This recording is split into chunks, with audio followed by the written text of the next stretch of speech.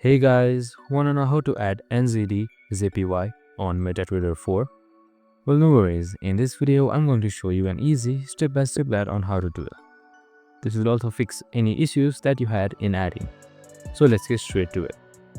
Now first up, simply open up your MetaTrader application, and once you're there, make sure you are on the quotes tab right here.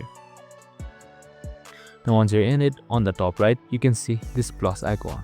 Just simply click on it, and now select find symbols and sort up for NZDJPY. Now right here you can see NZDJPY, which stands for New Zealand dollars versus Japanese yen. Just simply click on it, and there you go, it has been automatically added. Now head back, and now just simply click on, and then click open chart, and there you go, NZDJPY has been successfully added. And that's it. I hope this video helped. If it did, make sure to like, subscribe, and tune in with us for more of these videos. See you in the next one.